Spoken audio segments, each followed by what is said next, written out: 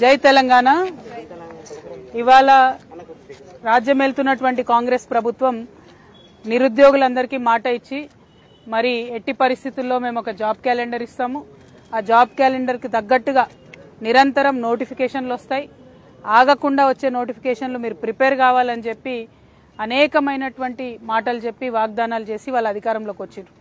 అధికారంలోకి వచ్చిన తర్వాత గత ప్రభుత్వం ఇచ్చినటువంటి నోటిఫికేషన్లు, వాటికి సంబంధించిన పరీక్షలు, అందులో వచ్చినటువంటి ఉద్యోగ నియామక పత్రాలు ఇచ్చుకోవడం తప్పితే కొత్తగా ఒక్కటంటే ఒక్క నోటిఫికేషన్ కూడా ఈ ప్రభుత్వం నుండి రానటువంటి పరిస్థితిని మనం గమనించవచ్చు.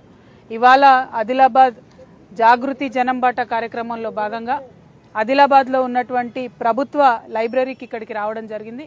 ఇక్కడ అనేక మంది నిరుద్యోగులు, యువతీ యువకులు అందరూ కూడా డిఎస్సి కోసం ప్రిపేర్ అవుతూ ఉన్నారు, ఫార్మసీ ఎగ్జామ్స్ కోసం ప్రిపేర్ అవుతూ ఉన్నారు, గ్రూప్స్ కోసం ప్రిపేర్ అవుతూ ఉన్నారు.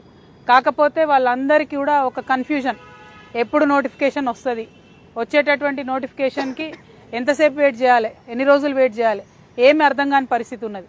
ఏదైతే అనిశ్చితి ఉందని చెప్పి విద్యార్థులందరినీ మభ్యపెట్టి మీరు అధికారంలోకి వచ్చారో, మీరు వచ్చిన తర్వాత కూడా అధికారంలో అదే అనిశ్చితి కొనసాగుతూ ఉంది. నేను ప్రభుత్వాన్ని ఒకటే డిమాండ్ చేస్తూ ఉన్నాను, తక్షణమే జాబ్ క్యాలెండర్ ఇవ్వండి. ఇచ్చినటువంటి జాబ్ క్యాలెండర్ ఏదో పండగల క్యాలెండర్లా కాకుండా ఒక సీరియస్ క్యాలెండర్లా మీరు ఇచ్చిన డేట్స్కి నిలబడి ఫిక్స్ అయ్యి ఎగ్జామ్స్ కండక్ట్ చేసే విధంగా ఉండాలని డిమాండ్ చేస్తున్నాను. మరొక మాట, మొన్న గ్రూప్ 1 ఎగ్జామ్స్ మీరు చేసినప్పుడు అనేకమైన తప్పులు, తెలుగు మీడియంలో రాసే విద్యార్థులకి, ఉర్దూ మీడియంలో రాసే విద్యార్థులకి అనేకమైనటువంటి ఇబ్బందులు జరిగినాయి. క్వశ్చన్స్లో తప్పులున్నాయి, ఆన్సర్ షీట్స్లో తప్పున్నాయి, దిద్దే విధానంలో తప్పున్నది, చాలా బీభత్సమైన మిస్టేక్స్ చేశారు మొన్న. అట్లా కాకుండా మంచిగా క్వాలిటీ ఎగ్జామ్స్ పెట్టండి, కరెక్ట్గా నిర్వహించండి. ప్రతిపక్షాలన్నీ కూడా మీకు మద్దతు ఇస్తాయి.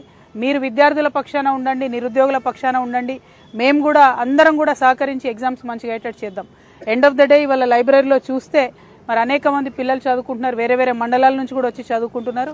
కానీ వారికి ఇక్కడ ఫుడ్ తినే ఫెసిలిటీ కూడా లేదు. మేము ఇదివరకు మా నిజామాబాద్ లైబ్రరీలో ఒక 5 నుంచి 6 సంవత్సరాలు మధ్యాహ్నం పిల్లలకు లంచ్ ప్రొవైడ్ చేసినాం. బాజాప్తగా లైబ్రరీలోనే ఒక ప్లేస్ తీసుకొని మా జాగృతి నుండి ప్రొవైడ్ చేసినాం అప్పుడు.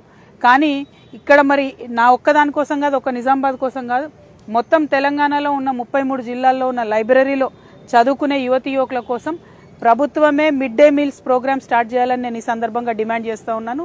ఎందుకంటే దీనివల్ల మండలాల నుంచి వచ్చేటటువంటి స్టూడెంట్స్కి, ఇక్కడుండి చదువుకునే స్టూడెంట్స్కి మంచి ఫెసిలిటీ అవుతుంది.